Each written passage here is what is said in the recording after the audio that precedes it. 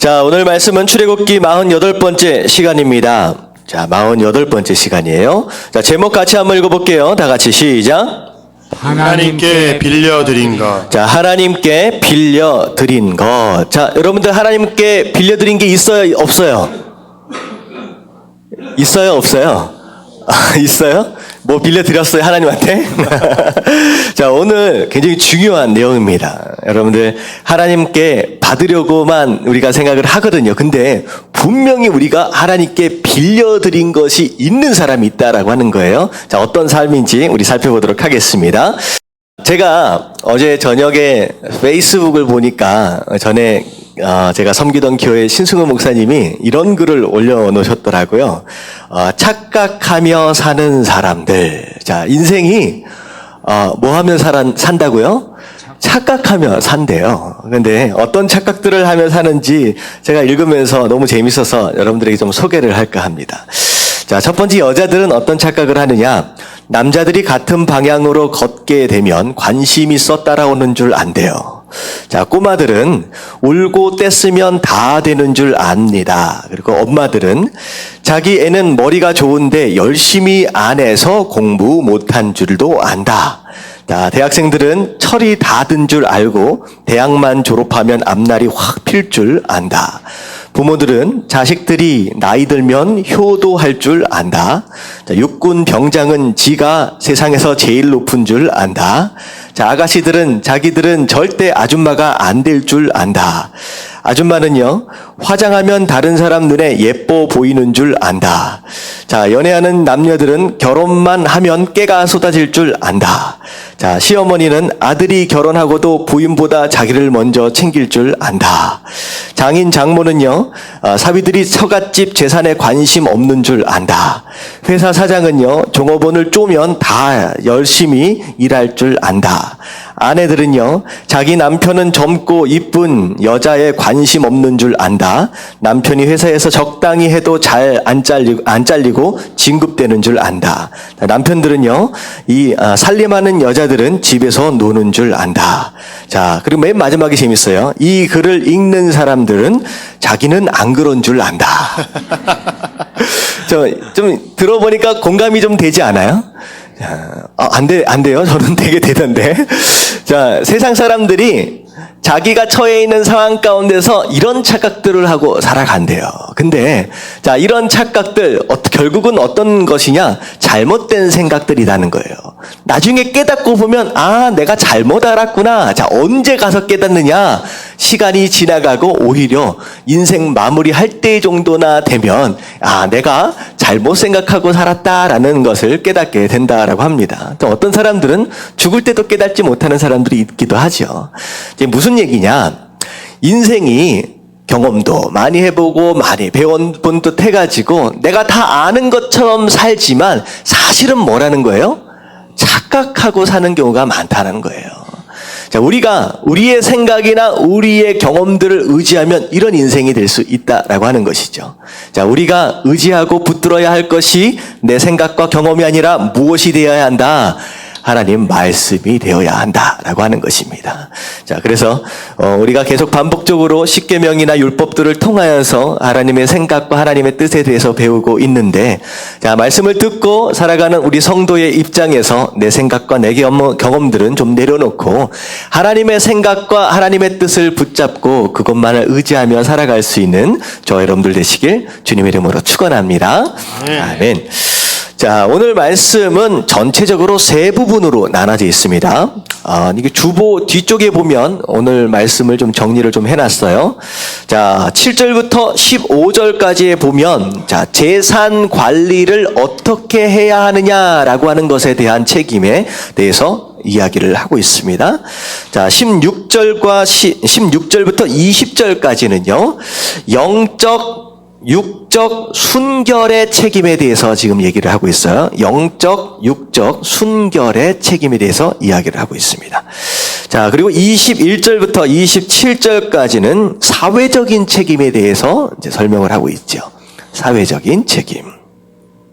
자, 세 부분으로 나눠져 있는데 우리가 세 가지 요지를 들어서 함께 은혜를 나누도록 하겠습니다. 자, 첫 번째 1번 같이 한번 읽어보도록 하겠습니다. 시작. 공유된 책임의식이 하나를 만든다. 자, 첫 번째가 무엇이냐? 공유된 책임의식이 하나됨을 만든다라고 하는 것이죠.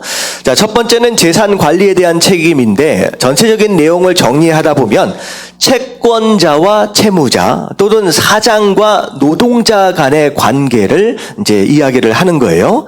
자, 채권자, 채무자, 사장이나 노동자, 어떤 물건이나 어떤 가축이나 어떤 일을 맡겨놨어요. 자, 맡겼어요. 자, 맡겼다라고 하는 것은 믿음을 가지고 맡긴 거죠. 근데 맡겨놓은 물건이나 맡겨놓은 가축이나 맡겨놓은 이제 일들이 의도치 않는 가운데 문제가 생기거나 사고가 당했을 때, 갑자기 없어져서 도둑질 당했을 때, 그것에 대한 책임을 맡겨놓은 그 사람에게 너무 과도하게 물을 수 없다라고 하는 거예요. 자, 이해 가시죠? 어려워요? 이해 가시죠? 자, 물건 맡겨놨어요. 일을 맡겨놨어요. 짐승 맡겨놨어요. 근데 맡겨놨는데 거기서 그 짐승이 죽어버렸어. 아니면 도둑질을 당했어요. 그러면 갑자기 없어졌어요. 그랬을 때 맡겨놓은 그 사람에게 전부 다 책임을 전가할 수 있는 게 아니다. 책임은 어떻게 져야 하느냐? 맡겨놓은 사람이든 맡은 사람이든 함께 공동으로 책임을 질 수 있어야 한다라고 하는 것이죠. 이게 바로 공동체적 책임 의식입니다. 공동체적 책임 의식. 그래서 이 말씀을 통하여 하나님께서는 뭘 말씀하고 계시느냐? 함께 살아가는 방법에 대해서 하나님께서 지금 말씀하고 계시는 거예요. 함께 살아가는 방법. 자, 우리가 살다 보면 문제가 생기면 항상 남의 탓을 하는 사람이 있어요. 항상 남의 탓을. 자, 가정 안에서 문제가 생기면 남편들은 누가 잘못해서 그런 거예요? 아내가 잘못. 왜 이렇게 잘하세요? 문제가 생기면 당신이 잘못했으니까. 한마디로 말해서 애가 학교에서 말썽을 피우고 왔어. 그럼 남편은 항상 뭐라 그래요? 애를 누가 잘못 키웠어요? 아내가 집에 있으면서 뭐 하냐는 거예요. 애가 이 모양 이 꼴이 될 때까지 뭐 하냐는 거예요. 그러니까 남편 생각할 때는 아내가 잘못됐다 그러고. 근데 사실 학교 가서 말썽 피우는 딱 그 성격을 보니까 누굴 닮았어? 남편 닮은 거예요. 그러니까 내가 잘못 본 게 아니라 당신 닮아서 애가 그 모양 그 꼴이지 않느냐. 결국은 애 하나 잘못한 것으로 인하여 누가 누굴 핑계하고 누굴 탓하느냐, 서로가 서로에 대해서 탓하는 그런 현상들이 있다라고 하는 것이죠. 그리고 회사에 가면 회사가 어려워져요. 그러면 직원들은 누가 잘못해서? 사장이 잘못해서 그런 거고. 자, 사장은 누가 잘못해서요? 노동자, 일하는 직원들이 열심히 안 하니까 그렇다라고 서로 핑계대는 그런 경우가 생긴다라고 하는 것이죠. 사실 교회도 마찬가지입니다. 교회에 무슨 문제가 생기고 어려움이 생겼어요. 그러면 목사는 누구 잘못이라고 생각해요? 이 성도들이 못해서. 자, 성도들은 누구 잘못이다? 목사님이 잘못해서. 자, 이게 우리의 현장 모습이라는, 현실이다라는 거죠. 잘된 거예요? 잘못된 거예요? 잘못한 거라는 거예요. 하나님 뭐라고 말씀하시냐? 누구 한 사람의 책임이 아니다. 우리는 우리라고 하는 것으로 하나로 묶어주셨다라고 한다면 어떤 문제가 생겼든 어떤 사고가 일어났든 거기에 대한 책임은 어떻게 져야 한다? 함께 공동체 의식을 가지고 질 수 있어야 된다라고 하는 거예요. 함께 짐을 질 수 있어야 문제를 해결할 수 있고 그 문제를 해결하는 것으로 인하여 뭐가 될 수 있다? 우리가 하나됨이 이루어질 수 있다라고 하는 것입니다. 사실 이런 일들이 많이 벌어지죠.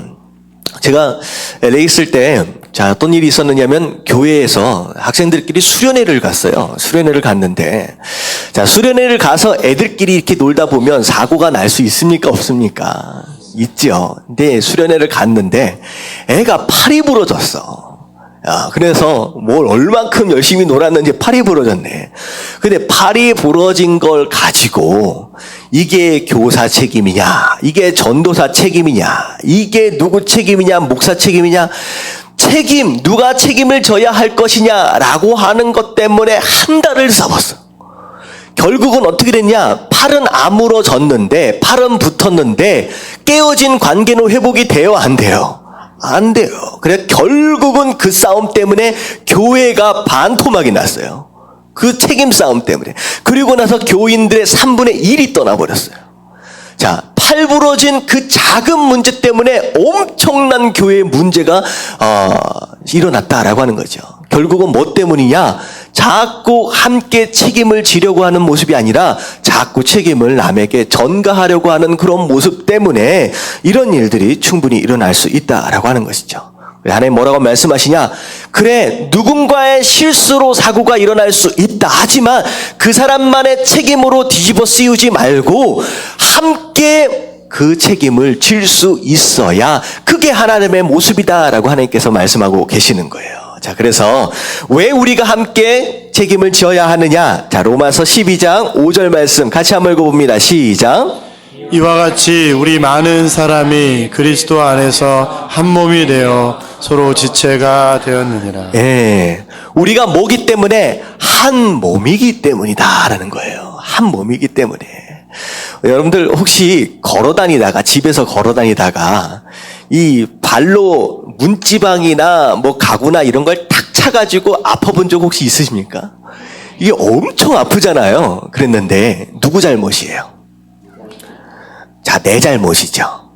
자, 머리가 이 운동신경이 떨어진 이 발가락아 하면서 발가락을 핀잔 줄 수 있어요? 없어요?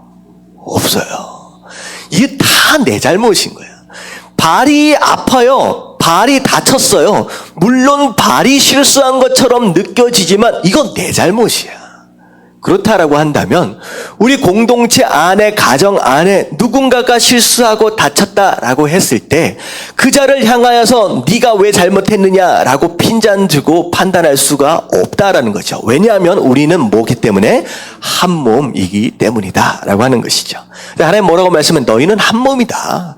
그래서 누가 잘못하든 누가 실수하든 그들을 향하여 정죄하거나 비판하거나 책임을 전가하지 말고 어떤 것이든 함께 질 수 있어야 그게 한 몸이지 않느냐라고 하나님 말씀하시는 거예요. 그래서 한 몸에 대해서 고린도전서 12장 26절 어떻게 설명하고 있느냐? 만일 한 지체가 고통을 받으면 모든 지체가 함께 고통을 받고 발가락 아파 죽겠어요? 그럼 발만 아픈 게 아니에요. 모든 전신이 괴롭잖아요. 그런 것처럼 한 구석이 아프면 다 아픈 것처럼 그리고 한 지체가 영광을 받으면 모든 지체가 함께 즐거워하니라. 좋은 일이 있으면 함께 기뻐하고 아픈 일이 있으면 함께 그 아픔을 져줄 수 있는 그런 모습이 정말 한 몸으로서의 모습이다라고 말씀하시고 계십니다. 그리고 자, 고린도전서 12장 25절엔 또 뭐라고 말씀하시냐? 같이 읽겠습니다. 시작. 몸 가운데서 분쟁이 없고 오직 여러 지체가 서로 같이 돌보게 하셨느니. 네, 서로 싸우면 된다 안 된다? 안 된다. 서로 싸우지 말고 한 몸이다라고 한다면 서로 같이 뭐하라? 돌봐주는 것이 한 몸으로서의 마땅한 도리 아니겠느냐라고 하나님 말씀하고 계시는 거예요. 여러분들 좌우에 계신 분들하고 한번 인사하겠습니다. 우리가 한 몸이랍니다. 네. 옆에 계신 분들이 아프면 나도 함께 아플 수 있고 여러분들이 옆에 계신 분들이 기뻐하고 좋은 일이 생기면 배 아프면 돼야 안 돼요? 안 된다는 거예요. 함께 기뻐할 수 있는 그런 몸이 되어야 한다. 자, 그래서 마지막으로 보면 에베소서 4장 16절에 보면요. 그에게서 온 몸이 각 마디를 통하여 도움을 받음으로 연결되고 결합되어. 이 얘기는 뭐냐면 그가 뭐냐면 예수 그리스도를 얘기하는 거예요. 예수 그리스도. 어떻게 보면 머리에 목을 통하여 몸이 연결돼 있잖아요. 어깨를 통하여 팔이 연결돼 있고 팔꿈치를 통하여 이 밑에 팔 그리고 팔목을 통하여 손이 붙어 있는 것처럼 각각 다 연결되어 있는 부분들이다. 그래서 각 지체의 분량대로 역사하며 그 몸을 자라게 하며 사랑 안에서 스스로 세우느니라. 그래서 정말로 다 붙어있는 한 몸으로서 온전하게 세워져 가려고 한다면 잘 연결되어지고 잘 결합되어져서 사랑으로 온전히 세워지는 그런 한 몸 되어질 수 있을 때 여러분들의 가정이, 여러분들의 직장이, 여러분들의 교회가 아름답게 세워지는 한 몸이 될 수 있는 줄로 믿습니다. 네. 자, 그래서 뭐 잘못하면 누구 핑계대면 안 된다라고 하는 거예요. 내 탓이다. 내가 함께 책임을 집시다 라고 하면서 함께 책임을 져가는 저와 여러분들 되시길 주님 이름으로 축원합니다. 아멘. 자, 그게 하나됨을 위해서 너무 중요하다라고 하는 것입니다. 자, 두 번째 같이 한번 읽어보도록 합니다. 시작. 육체의 욕망을 다스려야 축복의 길이 열린다. 예, 복 받는 삶 살기 원하시는 분 아멘 하십시다. 아멘. 자, 복을 받으려면 어떻게 해야 되느냐? 육체의 욕망을 다스려야 축복의 길이 열린다라고 말씀하시는 거예요. 자, 16절부터 20절까지의 말씀입니다. 육적 그리고 영적인 순결함에 대한 내용이에요. 자, 혼전 선관계에 대한 내용도 나오고 어떻게 보면 변태적 선행위에 대해서도 잠깐 나옵니다. 자, 이런 것을 하나님께서는 단호하게 처벌하라 라고 하나님 말씀하시는 거예요. 자, 그래서 제가 무슨 생각을 했느냐? 성도는 어떤 것이 성도냐? 재미를 쫓는 사람이 아니라 뭘 쫓는 사람? 뭘 쫓는 사람? 기쁨을 쫓는 사람입니다. 여러분, 재미와 기쁨의 차이가 뭔 것 같아요? 재미와 기쁨의 차이. 제가 한번 설명을 드렸죠. 친구들끼리 모여가지고 밤새도록 고스톱을 쳤어요. 자, 그러면 재미있어요? 기뻐요? 이건 재밌다라고 얘기할 수 있죠. 근데 성도들끼리 모여가지고 밤새도록 철야로 기도했어요. 재미는 없다라고 할지라도 뭐 할 수는 있어요? 기쁠 수는 있습니다. 자, 성도는 이런 재미로움을 찾아서 다니는 사람이 아니라 이런 기쁨을 찾는 것이 바로 성도의 삶이다라고 하는 거예요. 그래서 하나님께서 뭐라고 말씀하시냐? 육체의 정욕, 욕망 이것을 따라 살아서는 안 된다 하나님 말씀하시는 거예요. 자, 그래서 갈라디아서 5장 19절부터 20절까지를 보면요. 육체의 욕망을 따라 사는 사람들이 어떤 삶을 사는지에 대해서 지금 얘기를 하고 있어요. 19절부터 보면 자, 육체의 이름 분명하니 자, 육체의 욕망을 따라 사는 사람들은 반드시 이런 열매가 맺어진다는 거예요. 자, 곧 뭐라는 거예요? 음행과 더러움과 호색과 이 얘기는 뭐냐면 육적인 욕망을 따라 사는 사람들은 뭐가 타락하기 시작한다? 성적으로 타락하기 시작합니다. 자, 역사적으로 봐도요, 거의 대부분의 망한 나라, 마지막 부분에 가면 뭐가 시작되느냐? 이런, 성적인 타락이 시작이 됩니다. 자, 음행과 더러움과 호색. 그러니까 망하는 나라도 마찬가지고, 망하는 가정도 마찬가지고, 망하는 교회도 마찬가지고, 결국은 마지막의 원인은 이런 성적인 타락에서 온다라는 거예요. 육적인 욕망을 따라 살아갈 때 이런 일들이 벌어집니다. 자, 그리고 어떤 일이 벌어지냐? 우상 숭배와 주술과 이건 뭐냐면 영적인 타락이죠. 하나님만 바라보는 게 아니라 점치러 다니고 부정 넣어가지고 다니고 이상한 거 쫓아다니는 그런 삶이 될 수밖에 없다. 그러고 자, 육적인 욕망을 따라 사는 사람들은 뭘 맺어요? 원수를 맺는다. 좀 따라오고 계시죠? 반응이 없어. 자, 뭘 맺어요? 원수. 자, 원수를 맺는다. 이게 앞에서 목사는 이렇게 열을 내고 있는데 이게 반응이 없으면 좀 이상하잖아요. 자, 뭘 맺느냐? 원수를 맺는다. 서로 사랑하는 게 아니라 뭐 하면 살아요? 하여튼간 가는 곳마다 다 원수를 만드는 거예요. 얘는 이래서 싫고 쟤는 저래서 싫고 쟤는 저래서 꼴보기 싫고. 그러니까 원수들만을 만드는 삶. 그리고 가는 곳마다 분쟁하고 시기하고 화내고 당짓고 우리끼리 모이자 쟤네들하고 놀지 말자 이런 일들. 분열되어지고 또 이단과 투기와 술 취함과 방탕함과 또 그와 같은 것들이라 전에 너희에게 경계한 것 같이 경계하노니 이런 일을 하는 자들은 하나님 나라를 유업으로 받지 못할 것이요. 결국은 육적인 욕망을 따라 사는 그런 사람들은 이런 열매를 맺을 수밖에 없고 이런 열매를 가득가득 맺어가는 사람은 하나님 나라를 받을 수 있어요, 없어요? 없다. 천국 간다는 거예요? 못 간다는 거예요? 못 간다라고 하는 거예요. 여러분, 그래서 우리가 육적인 욕망을 따라가면 안 된다 하나님 말씀하시는 거예요. 자, 그러면 자, 육적인 욕망 말고 자, 우리가 뭘 따라가야 돼요? 영적인 걸 따라가. 할렐루야. 자, 갈라디아서 5장 16절 같이 한번 읽어볼게요. 다 같이 시작. 내가 이르노니 너희는 성령을 따라 행하라. 그리하면 육체의 욕심을 이루지 아니하리라. 자, 육체의 욕망을 따라가지 말고 뭘 따라가야 되느냐? 성령을 따라가라. 하나님의 영을 따라가는 삶을 살아야 그때야 뭐가 된다? 내 육체의 욕망이 다스려진다라고 하는 거예요. 여러분 다 같이 성령 충만. 성령 충만. 내가 아무리 이 육체의 욕망을 누르려고 해도 돼요, 안 돼요? 안 된다. 하나님의 영이 우리 삶 가운데 들어와서 그 영이 나를 다스려 주셔야, 그래야 내 안에 있는 이 육체의 욕망들이 다스려질 수 있다라고 하는 거예요. 여러분들 성령 충만한 삶 사시게 되길 주님의 이름으로 축원합니다. 하나님의 영이 들어와서 내 삶을 다스려 주셔야 된다라는 거예요.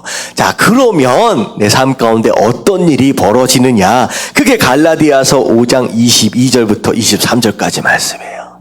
자, 성령을 따라 사는 사람들, 첫 번째 보세요.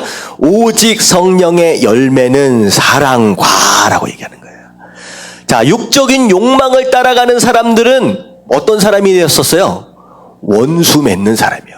가는 곳마다 원수들만 만들어. 근데 성령을 따라가면 그때 어떤 일들이 벌어지냐? 사랑하는 마음이 생겨요.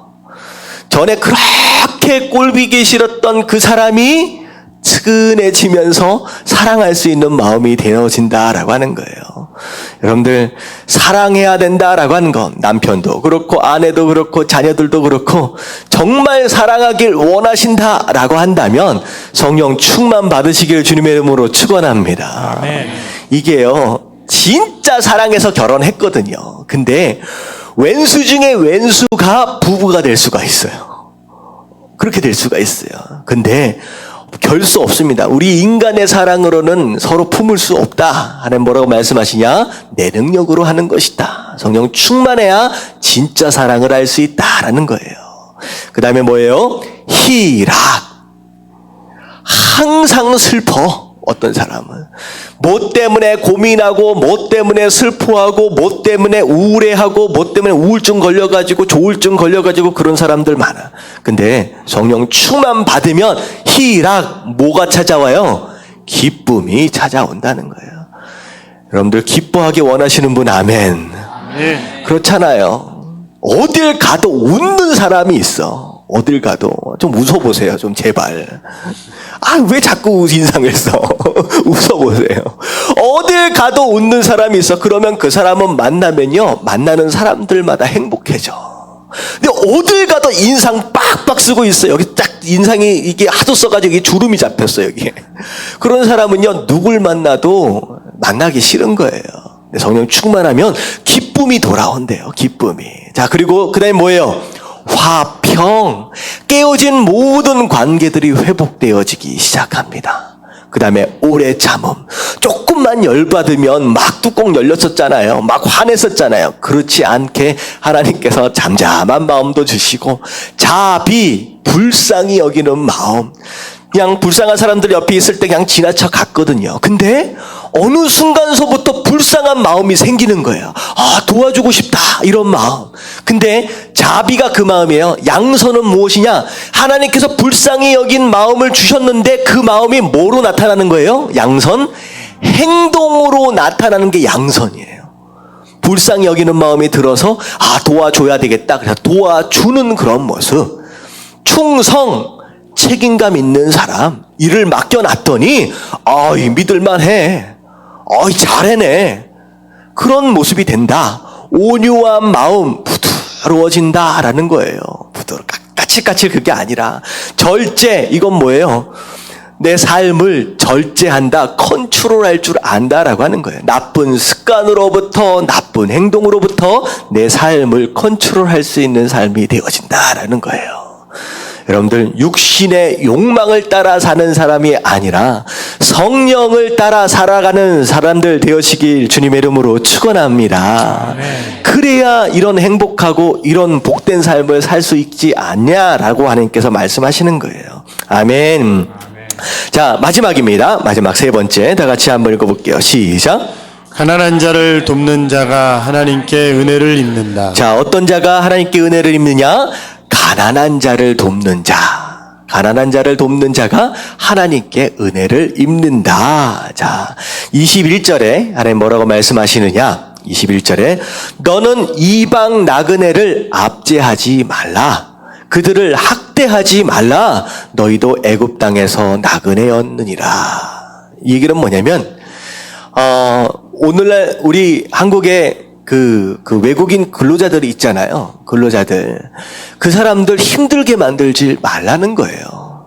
왜냐? 마치 이스라엘이 애굽 땅에서 노예 생활했던 것처럼 너도 어려웠을 때가 있었지 않느냐. 개구리 언제적 기억하라고요?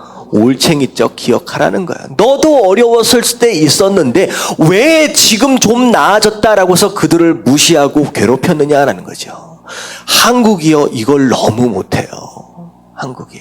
전 세계 민족 가운데 가장 인종차별을 심하게 하는 민족이 어느 민족이냐? 제가 느껴보는데 한국 민족입니다. 백인들이 아니에요. 백인들이 아니에요. 우리 사실 4, 50년 전만 해도 진짜 못 살았어요. 저 어르신들 계시면 물어보면 과거에 밥 한 그릇 먹는 것도 쉽지 않았을 때가 있었다니까요. 기억나시죠? 그랬는데 요즘 좀 먹고 살만 하니까 좀 못 사는 나라 사람들을 향하여 얼마나 멸시하고 박대를 하는지 이거 하나님 앞에 심판받을 일입니다. 제가 아는 목사님이 어떤 사역을 하시냐, 선교 사역을 하시는데, 그 외국인 근로자들 있잖아요. 조선족들하고 러시아에서 오신, 그런 분들이 여기 한국에 되게 많아요. 근데 그런 분들을 같이 목회하면서 가르치시면서 또 한국에 또 정착하는 걸 도와주시는 그런 사역들을 좀 합니다. 근데 그 목사님이 하시는 일들 가운데 가장 많은 일이 뭐냐면, 그 외국인 근로자가 일하고 있는 그 직장을 찾아가서 월급 받아주는 일이 제일 일하는 것들 중에 제일 많대요. 다시 말하면 제때 월급을 줘요, 안 줘요? 어떻게 이렇게 못될 수가 있느냐는 거예요. 일은 시킬 대로 시켜놓고선 월급 하나 제대로 안 줘요. 그래서 그 목사님이 제일 많이 하는 일이 뭐냐면 그 외국인 근로자들 데리고 다니면서 월급 받아주는 일이 제일 큰 일이라는 거예요. 얼마나 이 사장들이 얼마나 못되게 하는지 이거 하나님 심판하실 거라는 거예요. 네가 어려웠을 때, 네가 힘들었을 때를 기억한다라고 한다면 교만에 서서 그렇게 못 살게 하면 안 되는 것이 아니냐라고 하는 거예요. 우리 하나님 또 뭐라고 말씀하시냐? 고아와 과부들, 스스로 먹고 살 수 없는 그런 연약한 존재들 괴롭히지 말고 오히려 꾸어간 것이 있으면, 저당 잡힌 것이 있으면 어떻게 해줘라? 꼭 그 채권자처럼 막 받아내려고 애쓰지 말고 불쌍한 거 아니까 자비롭게 오히려 베풀어 줘라. 얼마나 못 살았으면 목까지 맡겼어요. 겉옷까지 맡겼어요. 옷까지 맡겼어요. 그러면 저녁 때는 덮고 잘 게 없잖아요. 가난한 사람들은요, 이 옷이요, 이스라엘은 이게 포대자루처럼 생겨가지고 이게 잘 때는 덮고 자는 이불입니다. 근데 저녁 때 잘 덮고 잘 게 없으면 얼마나 춥습니까? 그러니까 저녁 때 정말로 못 갚았다라고 한다면 겉옷을 갚지 못했다라고 할지라도 갖다 줘서 덮을 것을 제공해 줘라라는 말씀하시는 거예요. 주변에 우리 삶 가운데 가난한 사람들이 상당히 많습니다. 재정적인 가난한 사람들 많이 있죠. 이게 보면 주변에 이제 거린들도 있고 노숙자들도 있고 독거 노인들도 있고 외국인 근로자들도 있고 우리가 도울 수 있는 재정적인 부족함이 있는 사람들이 많이 있다라고 하는 거예요. 하나님 뭐라고 말씀하시냐? 도와라, 돕지 마라. 도와라 하나님 말씀하시는 거예요. 재정적인 문제뿐만 아니라 육체적인 가난함 가운데 있는 사람들이 있어요. 자, 병자들도 있고 장애우들도 있습니다. 자, 우리가 장애우들을 향하여서 건강한 육신을 가지고 있다라고 한다면 도울 수 있어야 된다는 거예요. 도울 수 있어야 된다. 정신적인 가난함, 어떤 사람들은 우울증 때문에 기쁨을 잃어버리고 행복을 잃어버린 자들을 향하여서 우리가 기쁨이 있고 행복한 사람들이 도울 수 있어야 된다라고 하는 거예요. 이건 정신적인 가난한 자들을 향한 도움입니다. 자, 영적인 가난한 사람들. 자, 영적인 가난한 사람은 어떤 사람이냐? 아직 하나님을 예수 그리스도를 못 만난 사람들, 영적인 가난함이죠. 그런데 그들을 향하여 복음을 전하는 것이 그들을 진짜 돕는 것인 줄로 믿습니다. 그리고 성령 충만 떨어진 자들을 향하여서 기도해 주는 거, 그게 바로 돕는 것이다 라는 말씀하시는 거예요. 그래서 하나님은 너희 주변에 많은 가난한 자들이 있다라는 거예요. 자, 찾아서 도와라 하나님 말씀하시는 거예요. 여러분 이 말씀에 순종하시기를 주님의 이름으로 축원합니다. 근데요, 많은 사람들이 그런 얘기들을 해요. 자꾸 도와주면 뭐가 돼요? 이게 습관이 돼서 자립하지 못할 수도 있다. 그리고 자꾸 도와줘봤자 나중에 못 도와주면 불평한다. 고마운 줄 모른다. 여러 가지 이유로 인하여서 돕는 것을 안 하고 있습니다. 성도들이. 도와주면 돼. 하나님 뭐라고 말씀하시냐? 자꾸 도와줘서 습관 되어질 수 있다라고 하는 거 하나님 모르세요? 아세요? 아세요.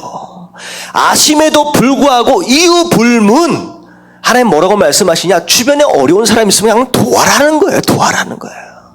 여러분 고민하지 마십시오. 신앙생활은 고민하는 게 아니야. 내가 이걸 도와주면 그 사람이 뭐 할까? 고민할 필요 없어요. 하나님 말씀하시면 그냥 순종하는 것이 신앙생활이에요. 아멘. 이게 우리가 성도가 살아가는 방법입니다. 요즘 이게 보면 앵벌이라는 게 있어요. 요즘은 잘 못 봤는데 옛날에 보면 애들이 구걸하고 다니잖아요. 여러분들 앵벌이 이 애들 도와주면 돼요, 안 돼요? 많은 사람들이 그렇게 생각해요. 이 앵벌이 도와주면 결국은 얘가 먹는 게 아니라 누가 먹어요? 그 애를 데리고 있는 이 나쁜 놈들이 다 가서 먹는다는 거. 그래서 많은 경우 앵벌이 도와주면 안 된다라고 얘기를 했습니다. 근데요, 도와줘야 돼요. 왜 그런지 아세요? 그래요. 내가 도와준 그 천 원이 나쁜 놈 뱃속에 들어갈 수 있어요. 하지만 내가 도와준 이 1,000원으로 인해서 그 애가 그날 밤 그 사람한테 혼나지 않고 고이 잠들 수 있다라고 한다면, 편안하게 잠들 수 있다라고 한다면 그 1,000원은 1,000원으로서의 훨씬 더 귀한 가치가 있다라고 하는 거예요. 여러분 그렇게 생각하셔야 돼요. 내가 1,000원 안 주면 걔는 집에 가서 어떻게 돼요? 혼나요. 어려워진다는 거예요. 그가 누가 먹든 상관이 없어. 그냥 하나님 뭐라고 말씀하시냐? 그냥 도와라 하나님 말씀하시는 거예요. 여러분들 이것이 얼마나 중요하느냐? 여러분들 하나님을 아버지로서 아버지의 마음을 이해하면요, 이게 이해가 돼요. 하나만 말씀드릴게요. 제가 LA에 있을 때 학교 끝날 시간이, 제가 딸아이가 9살짜리 딸아이가 있습니다. 근데 학교 끝날 때가 됐어요. 근데 학교 끝날 때가 되면 제가 데리러 가야 되거든요. 이제 한국처럼 그냥 오는 게 아닙니다. 차로 데리러 가야 됩니다. 근데 이 5시에 끝나는데 고속도로 차가 너무 막혀가지고 갑자기 앞에 사고가 났나 봐. 아예 움직이질 않네. 근데 5시가 거의 다 됐어요. 얼마나 조바심이 나는지. 만약에 학교 문이 딱 닫히면 얘 혼자 어디서 어떻게 기다릴까? 너무 조바심이 나는 거예요. 이제 뭐라 그럴까요? 걱정도 되고. 근데 결국은 5시 10분이 됐는데 차가 빠지질 않네. 그러니까 마음이 얼마나 다급해지고, 차를 놓고 걸어갈 수 있는 상황도 아니고, 막 난리가 났어요. 근데 갑자기 전화가 온 거야. 전화가 와서 딱 받아보니까 제 딸아이, 그러니까 에밀리 친구의 아버지가 전화를 저한테 주셨어요. 뭐라고 전화를 주셨느냐? 내가 에밀리와 함께 있습니다. 걱정하지 마시고 천천히 오세요. 라고 전화를 줘요. 제가요, 눈물이 나더라고요. 부모 입장에서 애가 갑자기 학교 문 닫히고 어디가 있으면 큰일 나잖아요. 물론 그렇게 되진 않겠지요. 근데 부모 입장에서 본다면 너무 걱정도 되고 너무 다급한데, 누군가가 내 애를 돌봐주겠다, 걱정하지 말라라고 하는 이야기를 들으니까 그 아버지를 만나는 순간 눈물이 나더라고요. 너무 고마워서. 이게 아버지의 마음이에요. 하나님 아버지의 마음도 똑같아요. 누군가가 너무 불쌍해. 못 먹고 살아. 근데 이 사람이 누구예요? 하나님의 자녀예요. 근데 이 자녀를 누군가가 너무 고맙게 도와주고 있어. 너무 그렇게 아름답게 섬겨주고 있어. 그러면 아버지의 마음이 어떨 것 같아요? 이 사람을 향하여 눈물이 나는 거야. 너무 고마워서 눈물이 나는 거예요. 여러분, 이 하나님의 마음을 이해하시길 주님의 이름으로 축원합니다. 아멘. 그러면 그 아버지가 어떻게 대해 주실까? 제가 그 아버지를 보고 너무 고마워서 땡큐. 자, 그러고 나서 제가 밥 한 번 샀습니다. 뭘 못 해주겠어요? 하나님이 잘하고 그 마음이라는 거예요. 자, 이 하나님이 뭐라고 말씀하시냐? 마지막 구절을 한번 읽어볼게요. 좀 넘어가서 잠언 19장 17절 말씀. 잠언 19장 17절 말씀. 같이 한번 읽어볼게요. 다 같이 시작. 가난한 자를 불쌍히 여기는 것은 여호와께 구워드리는 것이니 그의 선행을 그에게 갚아주시리라. 하나님 뭐라고 말씀하시느냐? 네가 가난한 사람을 도왔느냐? 그러면 하나님께서 뭐라고 말씀하시냐? 내가 너에게 빚진 걸로 알겠다는 거예요. 내가 너한테 빚진 걸로 알겠다. 그 얘기는 뭐냐면 빚졌다라고 한다면 하나님이 나중에 어떻게 하시겠다? 갚아주시겠다라고 말씀하시는 거예요. 여러분, 정말로 복받는 삶을 살기 원하신다라고 한다면 누굴 도와야 돼요? 가난한 자를 찾아서 도와주시게 되길 주님의 이름으로 축원합니다.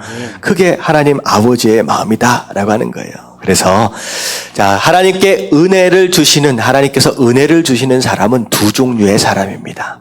자, 첫 번째는 어떤 사람이냐? 겸손한 사람이에요. 겸손한 사람. 자, 야고보서 4장 6절에 뭐라고 말씀하시냐? 그러나 더욱 큰 은혜를 주시나니 그러므로 일렀으되 하나님이 교만한 자를 물리치시고. 지금 조금 살만하다고 못 사는 사람, 무시하는 교만한 사람들 하나님께서는 싸우자라고 말씀하시는 거예요. 하지만 겸손한 자에게는 뭘 주신다? 은혜를 부어주신다라고 하는. 은혜가 뭐냐? 네가 잘나서가 아니라 네가 좀 실수하고 부족하고 연약하다라고 할지라도 내가 다 품어주겠다 하나님 말씀하시는 거예요. 자, 이게 겸손한 자에게 주시는 축복입니다. 은혜입니다. 두 번째, 하나님은 어떤 사람에게 은혜를 주시느냐? 사도행전 10장 20절에 이방인 고넬료라고 하는 사람이 있어요. 이 사람을 하나님께서 큰 은혜를 주시는데 이 사람은 어떤 사람이었느냐? 그가 경건하여 온 집과 더불어 하나님을 경외하며 백성을 많이 구제하고. 하나님만 열심히 섬겼던 것이 아니라 그가 가진 것들로 백성들을 많이 도와줬다는 사람, 바로 그 사람을 향하여 이방인이었음에도 불구하고 큰 은혜를 주셨다라고 하는 거예요. 자, 어떤 사람이 은혜를 받는지 아시겠죠? 정말로 축복받는 삶, 은혜로운 삶, 그런 삶을 살기 원하신다라고 한다면 때를 얻든지 못 얻든지 주변 가운데 나보다 좀 부족하고 연약한 사람들을 찾아서 열심히 도울 수 있는 저와 여러분들 되시길 주님의 이름으로 축원합니다. 그래서 우리 교회에서 그 꿈나무의 집 가가지고 섬기는 것도 이것도 가난한 자를 돕는 거예요. 그들은 우리보다 뭐가 가난해요? 육체가 가난하잖아요. 그들을 향하여서 우리가 섬길 줄 아는 이런 모습이 바로 가난한 자를 돕는 모습이다라고 하는 거. 그리고 이번에 5월 두 번째 주에 우리가 바자회를 하거든요. 이 가난한 자들을 돕기 위해서 성금을 모으기 위해서 바자회를 또 하게 됩니다. 여러분들 많이 동참을 하십시오. 이게 바로 하나님 아버지의 마음을 기쁘게 하고 오히려 그 하나님의 마음 가운데 빚진 자로서 하나님께 빌려드리는 거예요. 어떤 그런 부분으로서 하나님을 또 기쁘시게 해드리는 일이다라고 하는 거 여러분 기억하시는 가운데 잘 섬기시는 저 여러분들 되시길 주님의 이름으로 축원합니다. 자, 우리 오늘 하나님께 빌려드린 것, 자, 첫 번째 뭐였어요? 첫 번째 다 같이 시작. 공유된 책임의식이 하나를 만든다. 이제는 어떤 문제에 대하여 핑계대거나 책임 전가하거나 원망하거나 불평하지 마십시오. 함께 지고 갈 수 있을 때 그때 하나가 된다라고 하는 거. 자, 두 번째 시작. 육체의 욕망을 다스려야 축복의 길이 열린다. 자, 육체의 욕망을 다스리기 위해선 뭐가 충만해야 돼요? 성령 충만. 자, 세 번째 다 같이 시작. 가난한 자를 돕는 자가 하나님께 은혜를 입는다. 예, 가난한 자를 돕는 자, 바로 그런 사람이 하나님께 은혜를 입는다라는 거예요. 자, 우리 그 주보의 가운데 보면 제가 하나를 빼먹고 지나간 것 같아요. 솔로몬이 못한 거, 그게 뭐냐면요.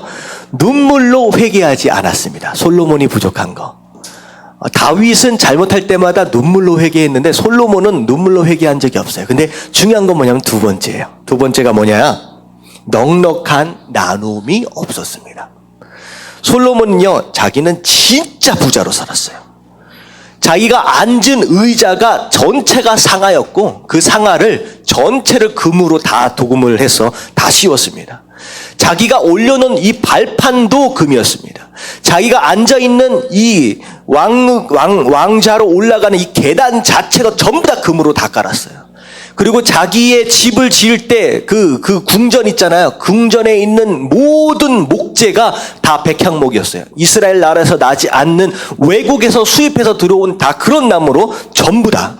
그리고 심지어는 솔로몬은 방패까지도 금으로 다 씌웠어요.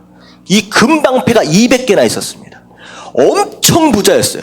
그냥 쌓아놓을 데가 없을 만큼 부자였어요. 근데 백성들은 어떻게 살았어요? 진짜 가난하게 살았어요. 전혀 나누지 않았어요, 솔로몬은. 그래서 솔로몬이 죽고 나자 아들이 딱 왕이 됐을 때 백성들이 한꺼번에 다 몰려옵니다. 우리 이대로는 못 삽니다. 굶어 죽겠습니다. 조금만 덜 세금을 걷어주십시오. 라고 백성들이 다 몰려와가지고 하소연할 정도의 상태가 됐다는 거예요. 솔로몬이 나누지 않고 자기만 축적해 놓는 상황, 비록 잘한 것은 있었다라고 할지라도 그것 때문에 결국은 나라가 거기서 끝나는 거예요. 두둥강이 나버리는 거예요.